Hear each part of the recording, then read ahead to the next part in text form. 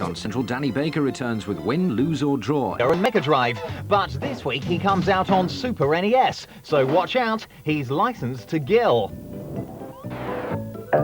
Evil arch-villain Dr. Maybe is out to sabotage Christmas. He's booby-trapped penguins with dynamite and planted them in all of Santa's factories in the North Pole in the hope of ruining Christmas for the whole world. Your job as James Pond is to retrieve all of the penguins before it's too late.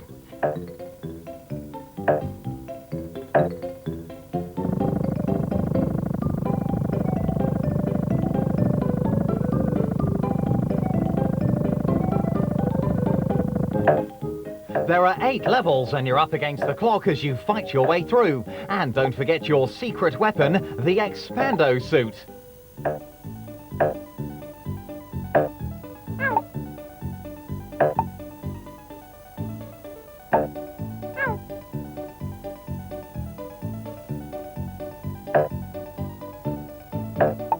James Pond 3, Operation Starfish, is due out later this year, so watch this space for more details.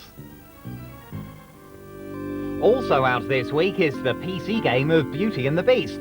The player's job is to help the servants break the evil spell cast on the castle by matchmaking Beauty with the Beast. To do this, you must help the wardrobe find a ball gown for Beauty in the laundry, help Mrs. Potts make the perfect cake in the kitchen, help Cogsworth remember the symbols in order to find the music in the library.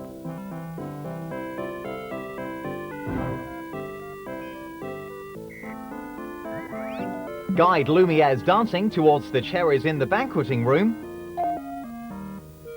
And help the feather duster uncover flowers in the snow-covered garden.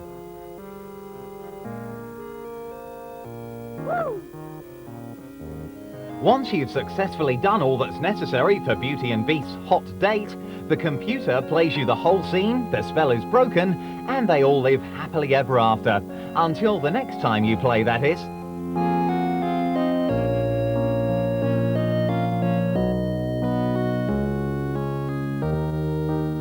Bambi took the Disney Island. We also launched a competition to find the best film made using the game. The first prize for the competition winner was a trip to the home of filmmaking, Hollywood. The best film for each month since then has been chosen. Here's some parts of some of the winning films that will be entered into the grand finale.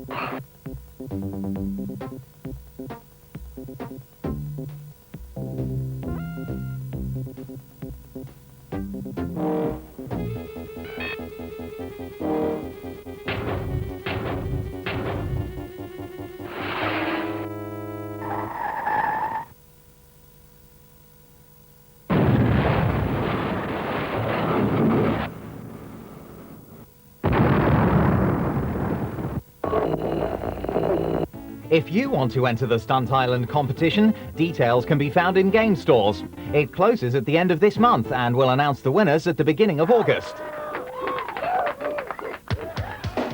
This week, we take a look behind the scenes of the games business to find out how some of the people who create the latest games actually got started. I answered an ad in a paper. You need to keep knocking on doors. I got into the computer industry through music. If somebody wants to get in this industry, they have to really want to do good games. Many people love playing games, and getting paid to play games seems like the perfect job. But is it all fun and games? You need to get to know software. What makes a good game?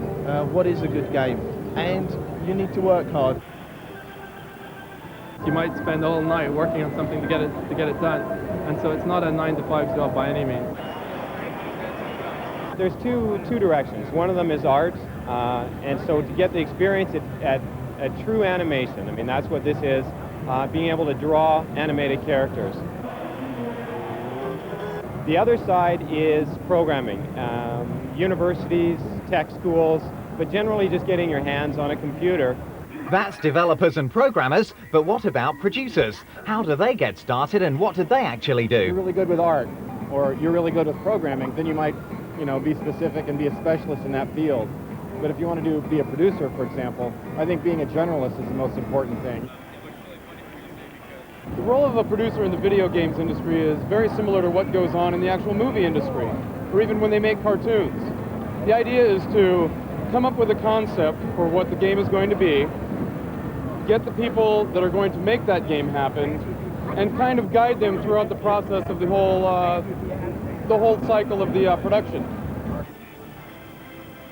If you want to get involved in video games, I would definitely recommend keep playing them and look in the paper for those jobs that say